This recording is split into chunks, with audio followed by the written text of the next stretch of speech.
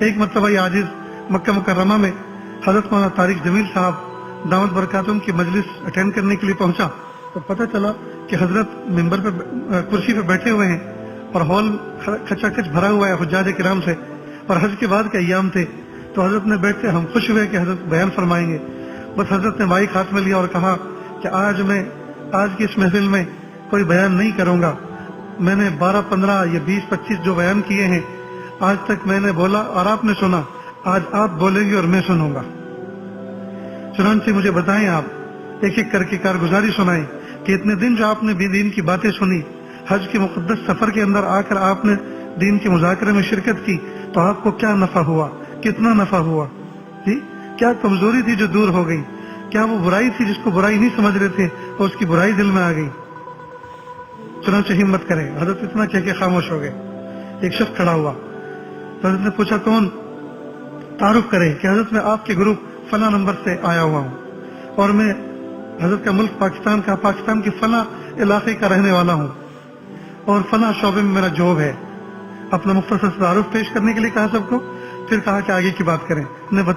ایک نے بتایا کہ یہ دینی بیانات سننے کے بعد، اس مبارک سفر حج پر آنے کے بعد اور ان محفلوں میں شرکت کے بعد مجھے اس بات کا پتہ چلا کہ میں پہلے بھی مکھی تھا اور آج بھی مکھی ہوں، اور مکھی کا کام ہمیشہ گند پر بیٹھنا ہوتا ہے. وہ گندگی پسند کرتی ہے. ایک طرف پھول ہو اور ایک طرف گندگی ہو، مکھی پھولوں پہ نہیں بیٹھتی، گندگی پہ بیٹھتی ہے. کہ میں پہلے بھی مکھی تھا اور آج بھی مکھی ہوں، لیکن اب کوشش اس بات کی کر رہا ہوں کہ اللہ مجھے شہد کی مکھی بنا دے جو پھولوں پر بیٹھتی ہے اور لوگوں کو نفع پہنچاتی ہے، شہد بناتی ہے. یعنی تواضع بھی پیدا ہو گئی کہ میں کل تک مکھی تھا، آج میں فرشتہ ہو گیا ہوں. بس میں نے عرفات کے میدان میں اب دعا کر لی ہے، اب میں فرشتہ بن گیا. ایسا نہیں کہا کہ میں کل بھی مکھی تھا اور آج بھی مکھی ہوں، لیکن کل ایک ایسی مکھی تھا جو گندگی پہ بیٹھنا پسند کرتی ہے، اور اب میں نے یہ دعا کی ہے اللہ میں اگرچہ مکھی ہوں لیکن مجھے شہد کی مکھی کی صفت دے دیجیے جو پھولوں پر بیٹھتی اور لوگوں کو شہد کشید کر کے دیتی. بہت اچھی کارگزاری اس میں نکل کر سامنے آئی.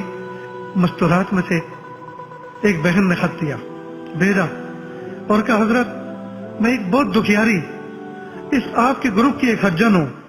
میں جب اپنے وطن سے چلی تھی تو لوگوں نے مجھ پر بہت زیادتیاں کر رکھی ہیں، مجھ پر میرے رشتہ داروں نے بہت ظلم کیا ہے. میں نے سب کو معاف کر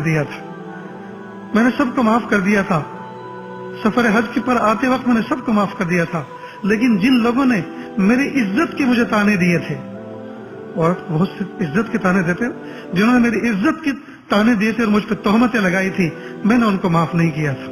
میں قیامت کے دن ان سے حساب لوں گی، میدان محشر میں ان کا دامن پکڑوں گی. لیکن آپ کے بیان سننے کے بعد اور میدان عرفات میں دعا میں شرکت کرنے کے بعد حج کے شکر میں نے ان کو بھی معاف کر دیا.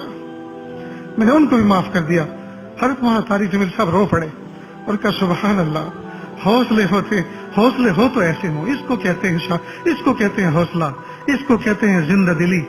آج کل چونکہ یہ آوازیں ہماری ماں بہنیں بھی سن رہی ہیں تو آج ان سے مخاطب ہو کر کہتا ہے آج کل چھوٹی چھوٹی باتوں پر بہو ساس سے روٹ بیٹھتی ہے اور قسم کھا لیتی میں زندگی میں تم سے بات نہیں کروں گی، قسم کھا لیتی ہے میرے مرنے کی بھی تم خبر سنو تو میرے جنازے پہ مت آنا. یہ ایسی چھوٹی چھوٹی باتوں پر ناراض ہو کر اتنے بڑی بڑی قسمیں کھا لینا اور اتنے بڑے بڑے عہد کر لینا اور اتنے بڑے بڑے صلہ رحمی کے حدود کو پھلانگ دینا یہ اچھی بات نہیں ہے. ٹھیک ہے، بشر ہے، انسان میں کمزوری ہے، غصہ بھی آتا ہے، سب کچھ آتا ہے.